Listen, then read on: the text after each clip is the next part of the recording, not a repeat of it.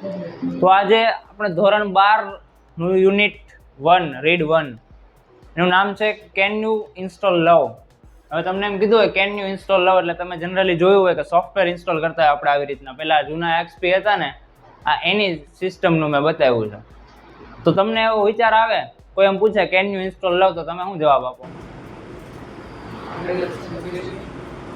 અલગ પ્રકારનો વિચાર આવે ને, પ્રેમ કેમ નાખવો અંદર, એ કે થોડો સોફ્ટવેર છે, એવું જ કંઈક ચેપ્ટર છે.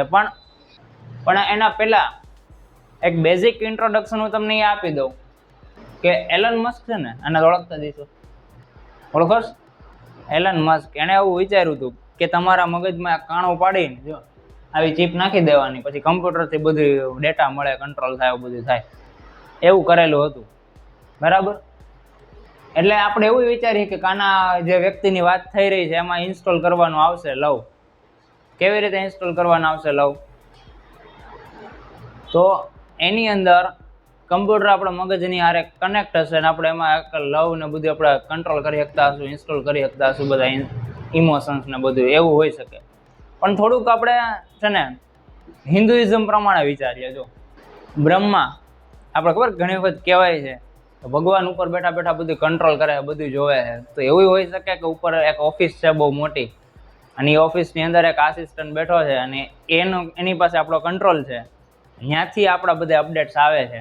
તો આમાં એવું જ કંઈક થાય છે. એક બેન છે ને એના આવા એક ભાઈ એને કોલ કરે છે કે તમારે તમારી સિસ્ટમની અંદર લવ ઇન્સ્ટોલ કરવાનું છે. આપણે ખબર ઘણી કંપનીના સોફ્ટવેર ને બધું પ્રોડક્ટ ને બધું લીધું હોય, ગાડી લીધી હોય તો કસ્ટમર કેરમાંથી કોલ આવે, ખબર? આપણે કંઈક ભટકાણ આવે ને તો એને ફોન કરી ભાઈ હવે આમાં કંઈક એરર આવી છે, શું કરવાનું? એવી રીતે આ જે એક બેન છે ને એને કોલ આવે છે, આ કોઈ કસ્ટમર સર્વિસ. કોની કસ્ટમર સર્વિસ? તો આપણી કસ્ટમર સર્વિસ ઉપરથી કોલ આવે છે અને એ એમ કહે છે શું તમે પ્રેમને ઇન્સ્ટોલ કરી શકશો? ઇન્સ્ટોલ એટલે શું? What is the meaning of install? પ્રસ્થાપિત કરવું, એટલે આમ સ્થાપના કરે ને એની જેમ અંદર નાખવું એમ. આ ઈ બેન છે. આપણે એવું વિચારવાનું કે એનું મગજ કમ્પ્યુટર હારે કનેક્ટેડ છે, જો વાયર દેખાય, અને એમાં એ શું નાખે છે? લવ. આ ખાલી કાલ્પનિક વાત જ નથી, એવું નથી, પણ એ આમાં ઘણું બધું શીખવા મળશે. ઘણા ને પોતાને તમે જોવો ને તો બે વસ્તુ થતી છે, તમને અરીસામાં જોવા તમને નહીં ગમતા હોય, ગમે છે? સારા ન લાગે આપણને ફોટા. અરીસો તો જી સારો લાગશે, ફોટા તો આવ ન ગમે, તમારા ફોટા તમને ગમે જ નહીં, એ પ્રોબ્લેમ છે. બીજું તમારો અવાજ રેકોર્ડ કરીને સાંભળજો, એ ક્યાં સુન લે એવું લાગશે તમને, સમજાય? બીજાનો અવાજ સારો લાગે, આપણો અવાજ સારો ન લાગે. શું કામ? કે તમને તમારા પ્રત્યેનો લવ ઇન્સ્ટોલ નથી કરેલો. એ કેમ કરવો એ આ ચેપ્ટરની અંદર શીખવાડ્યું છે. તમને ઘણી બધી ખુશીઓ કેવી રીતે મળી શકે, કેમ તમે અત્યારે આટલા બધા દુઃખમાં રખડો છો, એ બધું છે ને અલગ વેમાં ફિલોસોફિકલ જ છે આ વસ્તુ, પણ અલગ વેમાં તમારા ચેપ્ટરમાં આપેલું છે. એને સમજતા પહેલા થોડુંક પ્રીટાસ્ક કરીને ઘણું બધું અલગ વસ્તુ સમજવી પડશે. આપણે એ અત્યારે સમજી રહ્યા છીએ. એલ્બર્ટ હબર્ડ નામનો કોઈક વ્યક્તિ છે, પણ એ કોર્ટમાં એવું કીધું છે, જો કે આ કોર્ટ તો બહુ ફેમસ છે, ધ લવ વી ગીવ અવે is the only love V keep. એટલે ગીવ એટલે એવો પ્રેમ કે જે આપણે બધાને આપી દઈએ ને, એ જ પ્રેમ એક એવો પ્રેમ છે જે આપણે રાખીએ છીએ. હવે આમાં અમુક નામ, અમુક વર્ડ્સ એવા આપ્યા છે કે જે તમારે અગાઉથી શીખવા જરૂરી છે. એમાં છે ને થોડું ઘણું કમ્પ્યુટર વર્ડ અને થોડુંક ઘણું ઇંગ્લિશ લેંગ્વેજનું વર્ડ ભેગું કરેલું છે. જો પાસ્ટ હર્ટ .exe એટલે શું થાય, .doc એટલે શું થાય, આ બધું તમને નહીં ખબર હોય, હું તમને આગળ દેખાડીશ. જનરલી કમ્પ્યુટર જેને આવડતું ને એને ખબર જ હોય, પણ પાસ્ટ હર્ટ એટલે શું ખબર? કંઈક પેટમાં દુખાવો હોય ને જૂનો, એના પાસ્ટ હર્ટ કહેવાય. જો એવડી એ મારા મિત્રની હાજરીમાં મારું અપમાન કર્યું હતું, એટલે હવે મને એના ઉપર ગુસ્સો છે, એટલે મને હર્ટ થયું ને, દુખાણું ને, મને કંઈક દુખાવો થયો ને, પણ ક્યારે થયો તો? ભૂતકાળમાં. ભૂતકાળ એટલે પાસ્ટ, કે ભૂતકાળમાં કંઈક દુખાવો થયો હોય ને પાસ્ટ હર્ટ કહેવાય. પછી લો ઇસ્ટીમ. ઇસ્ટીમ એટલે આપણને આપણા પ્રત્યે જે વાતચીત ગમતી હોય ને, આપણે પ્રેમ કરતા હોય ને, ઇસ્ટીમ કહેવાય, પણ એ ઓછી હોય એટલે લો ઇસ્ટીમ. જેમ કે તેને બહાર આવવામાં મુશ્કેલી પડી રહી છે, ચાલો તેને મદદ કરીએ. ઘણા ઘરમાં બેઠા રહેતા, બહાર આવે જ નહીં. ખબર હું કામ બહાર ન આવે? તમને એમ કહેતા હોય કે મારે આવવું નથી, એવું ન હોય.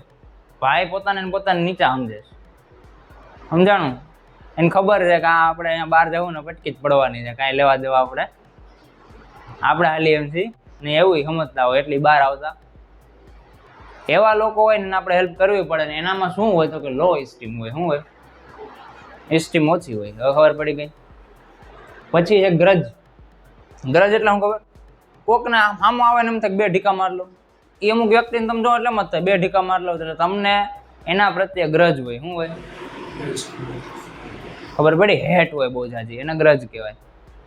પછી છે રિસેન્ટમેન્ટ. રિસેન્ટમેન્ટ એટલે એના જેવું જ છે, પાસ્ટ હર્ટ ને લો ઇસ્ટીમ જેવું જ, દુખી જ રહેતા. પછી હાઈ ઇસ્ટીમ એટલે લો ઇસ્ટીમ નું ઊંધું, અપુની સબ કુછ है, ચાંદ पे है અપુન, ये लो તો હાઈ ઇસ્ટીમ એ બહુ ન હોવી જોઈએ. હા પણ થોડીક હાઈ હોવી જોઈએ ને, હાવ પછી લોહી નો હાલે. પછી એના પછીનો જે વર્ડ છે ફોરગિવનેસ છે. ફોરગિવનેસ એટલે હોતા હે, ચલતા હે, જાને દો, ભૂલ થઈ ગઈ છે માફ કરી દો, એના ફોરગિવનેસ કહેવાય. ખબર પડી? એના પછીનું છે સેલ્ફ એક્સેપ્ટ.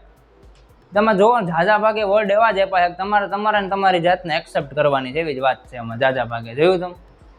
સેલ્ફ એક્સેપ્ટન્સ એટલે પોતાને, સેલ્ફ એટલે પોતે, એક્સેપ્ટ એટલે સ્વીકાર કરવો, પોતાનો સ્વીકાર કરવો એટલે સેલ્ફ એક્સેપ્ટન્સ.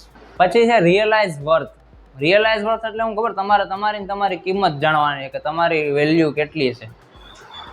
અને એની બધાની પાછળ જો ફાઇલ નેમ આપી દીધા છે, EXE ને ડોક ને એવું બધું જોયું.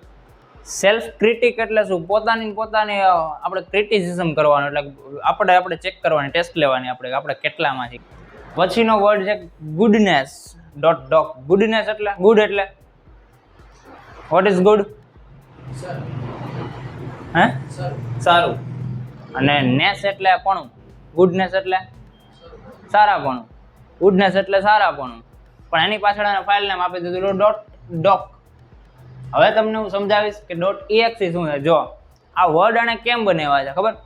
પાસ્ટ ઉપાડ્યું ને હર્ટ ઉપાડ્યું એટલે બની ગયું પાસ્ટ હર્ટ .exe. લ્યો, પણ exe એટલે હું એક પ્રકારની ફાઇલ, દરેક પ્રકારનો સોફ્ટવેર હોય ને વિન્ડોઝ કમ્પ્યુટરની અંદર એની પાછળ .exe લાગેલું હોય, exe ફાઇલ હોય. ફોટોશોપ ખોલો ને તો photoshop.exe હોય.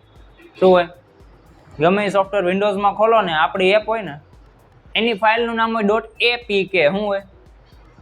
ફોનમાં હોય ને ગમે એપ નવી પ્લે સ્ટોરમાં ડાઉનલોડ કરો એટલે દેખાય નહીં, પણ ડાયરેક્ટ બહારથી કંઈક એપ ડાઉનલોડ કરી લ્યો અને એ ઇન્સ્ટોલ કરો ને એટલે એમાં લખ્યું હોય .apk. એમ કમ્પ્યુટરની જેટલી ફાઇલ હોય ને સોફ્ટવેર, કમ્પ્યુટરની એપ બધી, એની બધા ફાઇલના નેમની પાછળ લખ્યું એક્સટેન્શન .exe. સમજાઈ ગયું? એમ આ .exe છે ને આ બધાને પાછળ એના ખાલી નામ આપી દીધું. બાકી આવી ફાઇલો આપણા અંદર હોય નહીં ખરેખર. જો રોબોટ હોય તો કદાચ હોય. તમે રોબોટ છો બધાય? છો? ઠીક, આ રોબોટ જ છે એટલે આનામાં છે ને ઇન્સ્ટોલ કરવો પડશે લવ. અને હું કેમ કરું ખબર? ડેમો જોતો? પછી ગ્રજ મેં કીધું એમ, ગ્રજનો અર્થ ગ્રજ જ થાય છે, એમાં કંઈ બીજું વર્ડ ભેગો નથી કરો, પાછળ .exe લગાડી દીધું. એટલું સમજાઈ ગયું? પછી એક .doc નામની ફાઇલ છે, પણ MS વર્ડ સોફ્ટવેરનું ફાઇલનું એક્સટેન્શન પહેલા .doc એટલે .doc હતું, હવે .docx થઈ ગયું. શું થઈ ગયું? .docx, docs થઈ ગયું છે. પછી બીજું ફાઇલ ટાઈપ છે TXT હશે. જો TXT એટલે ટેક્સ્ટ ફાઇલ, લખાણવાળી ફાઇલ, ખાલી એમાં બીજું કાંઈ હોય ઓનલી લખાણ એટલે .txt. હજી એક ફાઇલ ટાઈપ છે એ છે .com. કેવું છે? .com. પહેલાં જૂની ઓપરેટિંગ સિસ્ટમ હતી ને ડોઝ ને એવી, એમાં છે ને ફાઇલ નેમ EXE ની જેમ જ .com આવતું. પહેલાં શું આવતું? .com. પણ આપણે વેબસાઇટમાં .com લખીએ ને, આપણે એ જોવાનું છે. વેબસાઇટની અંદર .com એટલે એ છે ને વેબસાઇટના એક્સટેન્શન છે ડોમેનનું, અને એ ડોમેન એક્સટેન્શન જે છે એને પાછળ .com લાગે છે, અને .com એટલે કોમર્સ થાય. એનો અર્થ શું થાય? ઓકે.